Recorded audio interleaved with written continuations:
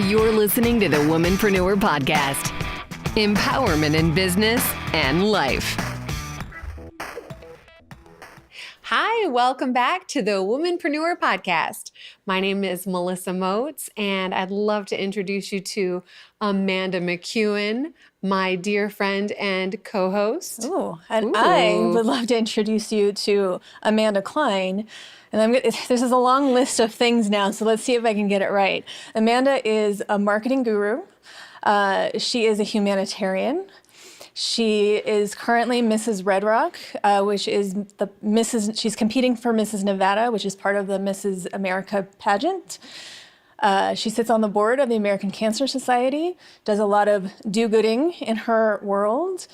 And her current platform is You Are Not Broken, and she's documenting her personal journey with fertility and different issues through a video series called Tiny Human. Is that everything? That's enough for now? I think yeah. And, my husband, I see him every once in a while, but not often. So, but he exists. He's a real human being. Yeah. Okay, good. People have seen him. So, yeah. I think I've seen photos. They seem to be real. Yeah. So, good. He's not photoshopped in. Well, he's a twin, actually. He's an identical twin. No. So we play this game, like, is it Mark or is it Jeff? Oh, that's great. Yeah. Mark with a C. Mark with a C. Because Yes. I did watch a few of your videos. Thank you. And I thought that was very cute. That's an important thing to know. Yes, he is M-A-R-C. He is a Mark with a C is a different kind of Mark. They're just a special Mark. Yeah, very In much so many so. ways. Very much so. We're really glad to have you here. Thank you. I find you a fascinating person in general, just all the things that you do with your life that are so great. Amanda and I met a few years ago I produced a job for the company that she works with and met her that way and then thought, I just really like her. And then when I was doing my documentary, our mutual friend who was the client who hired me on that job said, have you talked to Amanda on this? Like, she's really into documentaries and she's got this idea and you guys should hang out. And then we went to lunch and she just said she hardly ever sees her husband, so I see her even less. But I feel like I know what she's doing because we have social media. So I was really excited that you said you wanted to come on our podcast. No, I'm so excited to be here. And, how can you not love another Amanda, right? She said that Marks are special, but Amanda's are super special. They decided that are we're magicals. I get to hang out with two Amandas today. I feel super lucky. This is awesome. It is.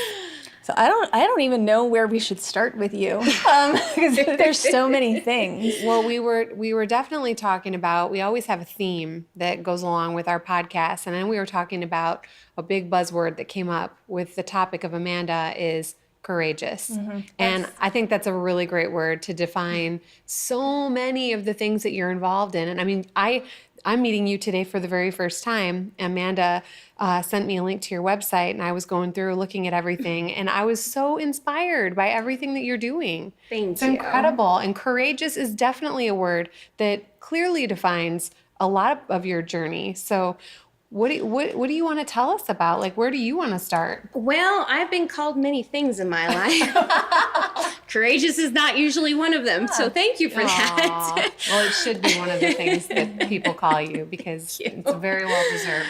But, for me, I've always identified with strength and the word strength and being a strong woman. And in times in my life, that's been, fight or flight and being strong without really having any other option, just being in survival mode and then kind of coming out of it on the other side of whatever adversity I was facing and thinking, wow, like, I can't believe I made it through that. I lost my mom to breast cancer 10 years ago, which is why I'm so passionate about the American Cancer Society. And that was certainly one of the first struggles I ever had at a young age. I was 25 when she passed away. But the last 3 years going through infertility, it's just been a journey I never thought I would be on. But a journey that I'm so grateful to be on because it has given me an opportunity to help so many other women who are going through the exact same thing. Yeah, I love the fact that you are doing the videos on YouTube that are, you're sharing your story and it's like you're journaling basically, right? Exactly. And I love that. And it's so personal and you're really candid and just raw and honest. And I mean, I was very touched just by the few that I watched, and I could really feel you and your just genuine sharing. Thank you. Thank welcome. you. So you take us kind of through the journey, like it's like we're on it with you. So if you see this video series, and it's at mrsredrock.com, is that correct? mrsredrock.com. So, she is just very candid on, turn the phone on herself, cut an orange some days, some days with makeup on, some days like I'm not feeling it today. Very real, but we've talked about authenticity on here and how important that is. And then she's just sharing such a personal story that, it's unfair for me because I've never wanted kids. It's never appealed to me. And then I hear somebody like you that wants it so badly, and then you deal with these struggles. And then to find out that there's such a stigma behind infertility that I've never thought about, just because that's not in my life plan. Right. But why do you think more women aren't talking about this? It's the strangest thing to me as well. And being a mother had never defined who I was or who I wanted to be as a person, especially, growing up. It was just kind of something that I knew I wanted at some point, but mostly because I wanted kids to say, oh, look how, look at all these amazing things you can do with your life, and to hopefully inspire them to do the same. I was very quiet and very shy about my journey for the first few years, because I think at the end of the day, it's very painful. We feel, and the reason that my platform is called You Are Not Broken is because women feel broken. I mean, they literally feel like I was put on this earth, to do many things, but the one thing I was, naturally supposed to be able to do, I can't do. And so that makes us feel damaged. And I think it's the most ridiculous thing. 1 in 8 couples struggle with infertility. There are over 7 million Americans currently going through infertility treatments. So it's so common that it's really unfortunate that there's this stigma behind it. I know that when I first told my story, I think it was last fall was the first time that I posted something on social media, and immediately I had hundreds of people reaching out to me saying, thank you so much for sharing your story. I'm going through the exact same thing. I didn't have any, I didn't feel the courage to talk about it until now. And so that has been huge. And, Project Tiny Human, my video blog, which I don't call babies, they're tiny humans. They because are. like, to me, they don't really have a personality to me yet. Like, they're just like it's just this ambiguous thing, right? I get that. Yeah. It is a great name though, Tiny Human. Maybe one day, real humans will come into the world and they'll have a name. But until then, they're just tiny humans. So on Project Tiny Human, it was really important for me to be authentic and to not have on, pageant Polly all day, every day, because that's not my life. My life is, I'm part of the Summerlin Lululemon army. I live in my yoga pants. I work from home. And so there's days when I remember to brush my teeth and days when I don't. And that's real. And so I wanted to show that on camera. And as you and I have talked about, I've always wanted to be a documentarian. If you had asked me when I was 5 years old, I would have told you when I grew up I wanted to be Steven Spielberg. Now, Steven Spielberg is not a documentarian. Titanic is clearly not a documentary, but It's based on history. It's close actually, I enough, think that was Cameron Crowe. Never mind. Anyway, it doesn't matter. The point is that I really wanted to document a moment in time and really help people feel a sense of reality and this is what's really going on in people's lives. And I had originally started with a passion project called A Light in Their Eyes, which is all about cancer patients and their family and the family dynamic going through treatment. And what I quickly realized is when people are going through something as serious as cancer, the last thing on their mind is getting on camera. Yeah. In hindsight, makes I remember sense, right? you had plenty of survivors. Yes. Melissa is a 2-time survivor herself. Oh my gosh! And- wow, that's amazing. So, she and I were talking about ideas for this, and a lot of survivors that willing to share their stories, but that the people going in it, not as much, which is completely understandable. Absolutely. Yeah. Absolutely. Well, I think so many people probably feel well, of course, very thankful that you're being so candid and sharing your journey on your tiny human project. And I just love saying tiny human. I'm Right. gonna, Yeah, as it's many fun. times as I can slip it in, I'm going for it. But I love that, you were courageous enough to be candid and open like that and share everything. And you're still on the journey and still sharing. And how long have you been documenting the videos, did you say? It started in January. In January? Okay. Yeah. That's when I started my first cycle of IVF. So I went through 2 cycles, and actually, not to give it away, but if you go on the video blog, you'll see that my first round of IVF didn't work. My body is, again, special because I'm an Amanda. And it broke through $5,000 worth of drugs, and I ovulated early. And, my doctor's amazing. I mean, I could talk about her for days, but, she said, I don't see this. This doesn't happen, so we did it again. And the second time around it worked. And Powerful girl. your body is powerful, your mind is powerful, and your heart is powerful. It's all, you got to just push through. You really have to push through. It's that strength that, I will tell you, and you saw the very first video that I did, I was deathly afraid of injecting myself with hormones, right? And my husband, he's, bless his heart, he is deathly afraid of needles. So he wasn't going to help me out. A lot of husbands are the ones, doing the sticking,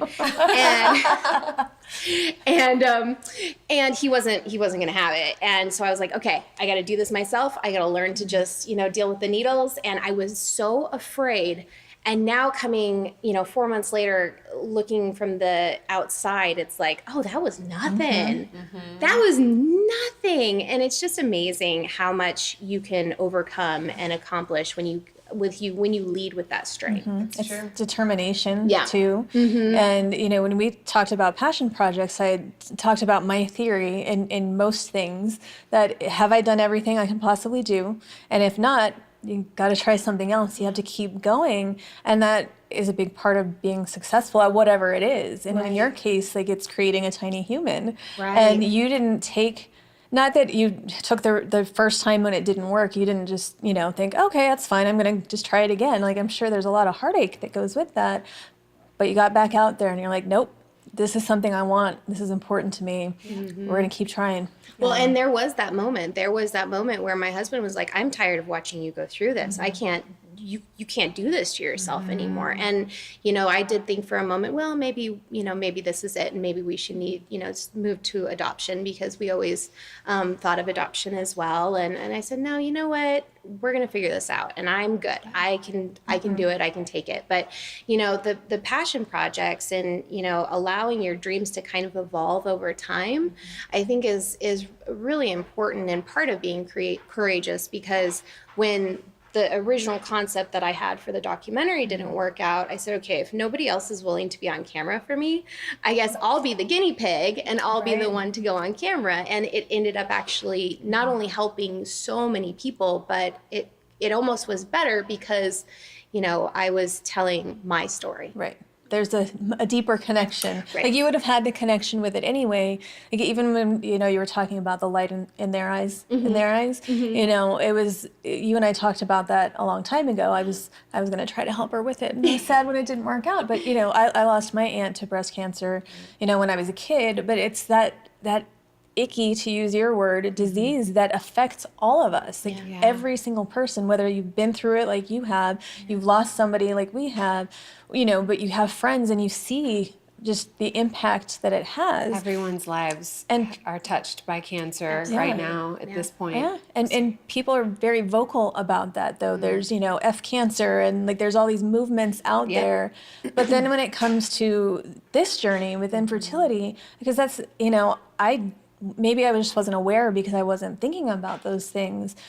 But hearing you talk about it, and I've read some of your comments when you do post on social media, and it's just, you can see it. It's like these women think that they're alone. They think that they're damaged, like you said, or they don't feel like they can talk about it. And so they're suffering internally, and nobody sees that. Absolutely. And that happens with, depression and other issues out there too, that, we're so unwilling to share, to be vulnerable, to put ourselves out there, that we can kind of forget that one person. I mean, maybe your story helps one person. Yeah. But even then, like, why not? What do you have to lose by sharing? Yeah. Right. There's a lot to be said for offering support, and you don't realize sometimes just one little thing that you decide to put out there on social media or on YouTube, or what you want to put together to share, how many lives it's going to touch. And one of the things too that I really respect about your journey is the two thoughts of, there's so much to be said for course correcting as you need to, just to continue to course correct instead of just giving up. Right. And it's like, okay, now we're going to course correct. Let's try this other path. But the second thing is just keeping your eye on what you want, right? And not focusing on what you don't want, but focusing on what you do want.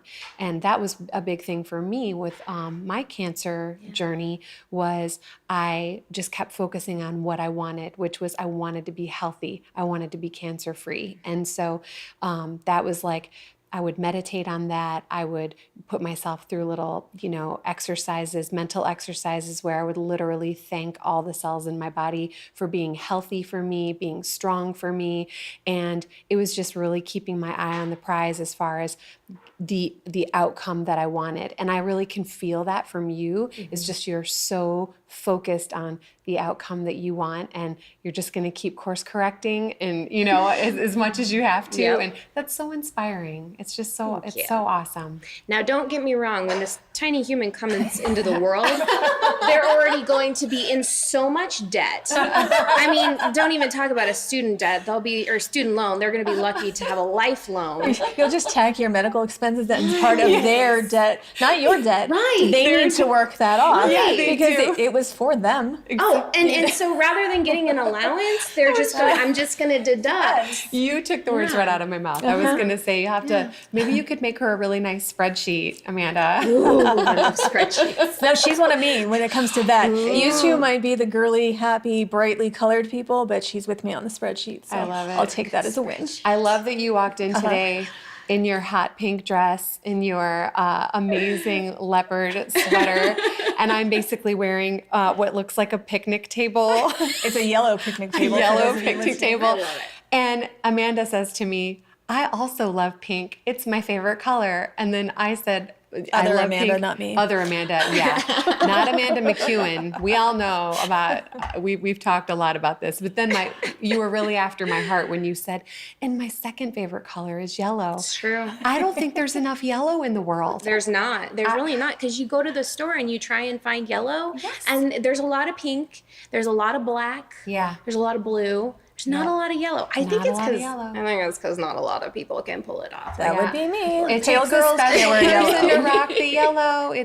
But I will say that I went to Old Navy recently, and they had a nice selection of yellow, the right shade of yellow important. for us blonde gals. I tried a few things on, and I was like, I'm feeling really good about this. And I'm a human picnic table right now.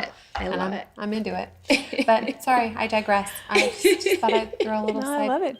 So I'm curious about, that it's funny because people have gotten to know the dynamics between Melissa and I. We're very opposite. I think people would be surprised to know that I have a friend who does pageants. Right. Because, it's weird for me. Yeah. But tell us, how did you get into the pageant circuit to begin with? I mean, obviously you're beautiful, so that helps, but how does that work? Yeah. Pageant life is something It's that's different. very different for both of us. And Yeah. we're really curious about, can you tell us about pageant life? Absolutely. I'm obsessed. I love it. So I had never done a pageant as a child. I always get that question like, oh, were you like a toddler in like a little dress? No, I never did that. I did do Miss Nevada USA when I was 25. And at the time, and it was just a girlfriend said, hey, do you want to do this? Like, give it a chance. And I was like, sure, I got nothing to lose. And I loved it. But at the time, you aged out at 26. Oh, wow. Wow. 26 is like 12. Like, what's up with that? So I thought I never would have a chance to compete again. And I was like, oh, darn, that was really fun. I really enjoyed that. So almost 10 years later, I had actually just had my first miscarriage. So I was totally new into this whole infertility experience, this journey. And I found out that a coworker was competing for Mrs. Nevada, and my first thought was, there's a pageant for married women. Oh, that's amazing. And I'm married now. Like, this is everything. You're over 26, so you're old. So I'm old, obviously. clearly. Elder millennial over here, yeah.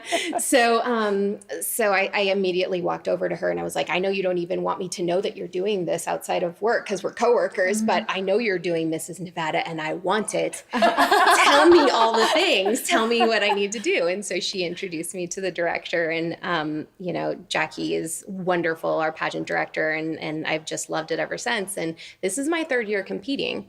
Wow. And I, just like you were saying, constantly keeping focused on that goal. My goal is to be Mrs. Nevada America and to compete at Mrs. America so that I can help more women through my platform, through You Are Not Broken, and have an even bigger voice and an even bigger microphone to tell my story. Yeah. And so I know you guys do Pilates, and I'm a spin girl. I love spin with all my heart and soul. Wow. But I've had multiple people tell me that I have to give it up for a while because it builds muscle. Oh. And I'm a muscle girl. So not a muscle man, I'm a muscle girl. And so I've been doing Pilates, hot Pilates. And I know. I know, it's so hot. But it has, what was I don't even know what I was telling, why I was telling you well, this. We were just talking about, you were talking about becoming Mrs. Nevada. No, I know. And yeah. So I'm sitting in this 95-degree room, and it's 45% humidity. And I'm doing this thing with my hips where they have to go on the floor, and then somehow they have to magically come back up, and then they have to go back on the other side of the floor. And the whole time, all I'm thinking is, I want to be Mrs. Nevada. I want to be Mrs. Nevada so bad. Like, I can see it. And you have to visualize what you want. Mm-hmm. Again, I'm very disconnected to this whole baby thing. So I know it exists for me, but it's not as apparent as hopefully winning that title and winning that crown and being able to represent our state. You'll do it. Yeah. You'll do it. And I love that not only will you be inspiring so many other women, but I mean, what a great role model you are. Thank you. You stand for so many great things, and the world needs more of that. And I'm cheering for you. Thank you. I know Amanda is too. You guys will have to come. You have to come. Well, obviously, yeah. Like other than lifting your hips up in 45% humidity and go back and forth, what are other prep things that one does to become a Mrs. Nevada? Oh, well, I can't give away all of my secrets. Okay, don't just because she's competing. It's a competition. I know it's a competition, but I'm so floored by just even some of the basic preps that all pageant gals do. I want to know. But here's the difference between, and I've seen it in the mixed divisions and the younger divisions too, but here's the difference between, married women. I have met the most amazing women through pageantry over the last 3 years. And they all support one another. Yes, technically it's a competition, but your only competition is yourself. Yeah. So if you get in your head, if you start telling yourself, so-and-so is taller than me or thinner than me or wealthier than me or whatever that thing is in your mind that you obsess over, you're gonna lose to yourself. Yeah. But these women all are just as passionate about their platforms as I am about mine, usually because of a personal experience and wanting to tell that story. And so it inspires you to just do more and do better. And it's been the support system that I needed when I've been going through such a difficult journey. But as far as actual pageant prep, yes, you want to be the best version of yourself, right? So you want to interview is 50% of your score. Yeah. Oh, wow. Yeah. It's in the America system, it's incredibly important. You are a spokesperson for the organization. So, they want you to be able to tell your story. They want you to be able to express yourself. They're looking for someone who has the humility and the heart to represent their community, I think. And then the other 50% is on stage in a bathing suit, one piece. Do you have to do a talent? No. Oh, man. So I wanted to know what your talent was. We do have a talent. I say our talent is being married. and not killing our husbands, right? That is a talent. That's a talent. Yes, that is. They, they're annoying. That takes skill. That takes a variety of skills. That takes a village. Yeah. So yeah. I love it. But you do have to do the bathing suit part of it. You have to do the bathing suit, one piece.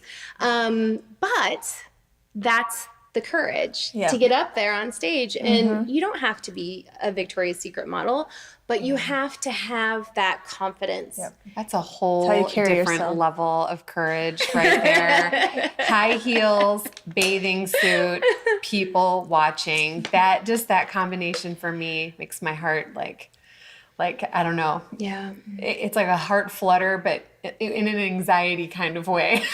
It's such a rush. I bet. I was listening to another podcast where you were talking about your shark story, and I do have a shark story too. love it. But I could never dive. I snorkeled, but I could never dive because that gives me just this anxiety that I'm sure gives many people when they go on stage. Yeah. But for being on stage, it's just such a rush for me. Yeah. I love it more than anything in the whole entire world. That's awesome. It is a fun rush to get up on stage, and I used to sing and cruise direct, and it is like in that moment right beforehand, it's like this. There's no going back. Right. It's like I'm stepping up, and things are gonna happen. Whether you want to or not. So it is a really exciting rush. They're either going to love me or they hate me, Yeah. but I'm going for it. I'm all in.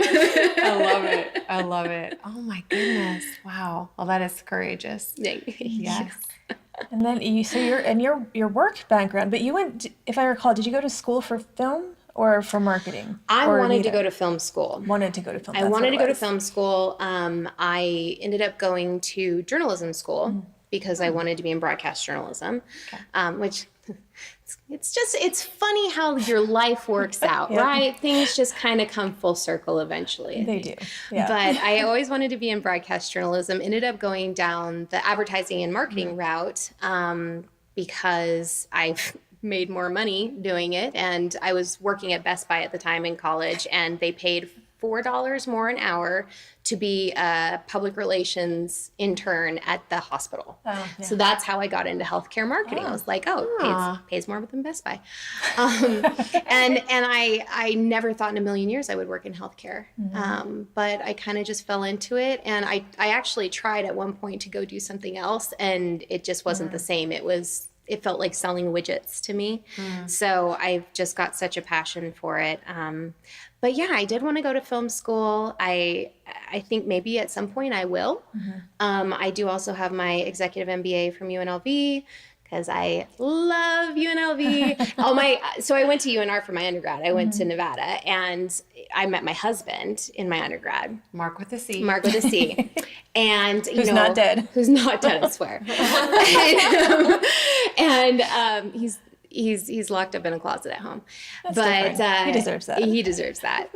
But all of my friends that I went to UNR with are like, what is wrong with you? You went to UNLV when you were like 33 years old. Like, that's not your undergrad experience. You're supposed to be loyal to your undergrad experience. I'm like, y'all don't understand. Like, I had the time of my life in my MBA. Awesome. That's the one that I'm loyal to. So, Good stuff. yeah. That is. That's very exciting. And Wow. you did a great thing because you still work for a company, but you convinced them to let you work from home. I know we have a lot of people who that's kind of one of the determining factors of, do I want to leave the corporate job and go out in business for myself? Yeah. Because most of us want to work from home. We Right. want to be in our comfortable clothing and on our own timetables of sorts. So how did you maneuver the best of both worlds? I got super lucky. I was working in a local position where I did the marketing for Nevada, and was asked to actually move into a national position, or 14 states. We have 14 states in commercial insurance. And because all of my clients were all over the country, it didn't really matter if I was in the office or not. So that was, one of the reasons why I got to work from home. But I'm a believer in it. I get so much more done. it's not that I'm antisocial, but when I'm socializing, I'm socializing. And when I'm working, I'm working. And I've never been good at commingling the two. So, you know, when people would want to come over and tell me about like what they were making for dinner, I was like, okay, I gotta get this done. So it's been good for me. It's been good for work-life balance. And, you know, if I want to get on my computer at 9 o'clock at night and get something done, I have the freedom and the flexibility to do that. Yeah, You know, definitely. it's great. I like working from home Yeah. too. Yeah. I'm the same way. It's that separation that I work by myself. Even when I worked in an office, there were so many distractions, and the people were distractions. I liked a lot of the people I worked with, but when you're trying to focus on something and they want to chit chat, or they'd have conversations around me while I'm trying to focus on my work. You know, it's like I'm more productive when I'm by myself. And people say all the time, well, but don't you get lonely? Then you're at home all the time and you're kind of a loner anyway. It's like, no, but now if I'm alone all the time at work, I'm more likely to go out and be social in my personal life, because I have the downtime when I need it. Where when I was at an office for 50 hours a week, anytime I wasn't at work, I just wanted to be alone and try to decompress. So Definitely. working from home allows me to be more social. Exactly. And you can pick and choose all the people you want to go hang out and see. Exactly. Just saying. That's true. Very true. So I take all of my pretty blonde friends, and apparently that's what I do. I'm going to hang out with love only it. blondes. I love it. Yeah. Wow. I'm trying to think what some of my other questions were going to be for you today. I had one. I am very excited about when you get to meet your tiny human. Notice how I slipped that in? Yeah.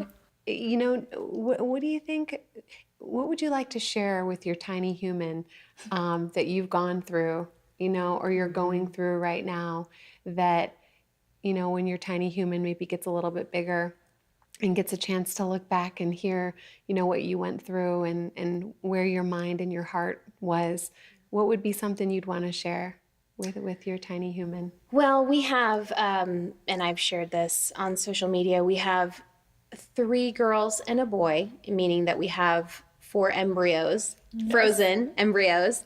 My Mark calls them our popsicle babies. I love it. Yeah, they're our popsicles. So, and he's like, you want a girl or you want a boy? Like, I want a pageant girl. I mean, let's be real Are you here. going to be a pageant mom? It's going to be bad. It's going to be really bad. And, you know, hopefully she will actually want to do pageants. Because Otherwise she's going to. Are you going to do it or not? No, I'm just kidding, sort of. Not kidding. Sort of. She slipped that in under her breath. But if we do have a girl, you know, I would love to be able to show her that I never gave up. No matter what challenges in front of me, no matter how hard it seemed at the time, whether it be physically, emotionally, financially, and that's a whole nother thing we can talk about, because the financial elements of infertility are just astronomical. You know, I would want her to know that I never gave up. And I learned that from my mom, because, you know, my mom was initially diagnosed with breast cancer when I was in the 2nd grade. And she had a mastectomy. She went through chemo and radiation and was in remission for 10 years. And then it came back again in 2005. So I watched her fight, and I watched her never give up. I mean, even, you know, at the very end, she had to have emergency surgery because a tumor had burst an ulcer in her stomach, and she couldn't talk. And the doctor came in and kind of said, look, we're going to do emergency surgery. There's a good chance you won't come out of this. And she just gave this thumbs up. Like, she was just a fighter to the very, very end. And, you know, hopefully I never have to go through what she went through. But that's what I want my kids to know, is that you just never give up. You just keep going. So That's a really good And message. you managed to keep your humor about the situation too, like your popsicle babies, or, you know, like even though it's been so hard in times, and in some of your videos, and you show the breakdown, you show like, you know, this didn't work out and I just lost all this money for this thing, and then my body came against me, and you know, but you pick yourself back up, and then, you know, now that luckily you're on the other side of it, you know, you're able to find the humor in it and the positive lessons from all of it. But you mentioned the financial part of it. So what are some of what did you have to go through? You don't have to tell specifics, obviously, but I mean, it's medication, it's procedures, it's...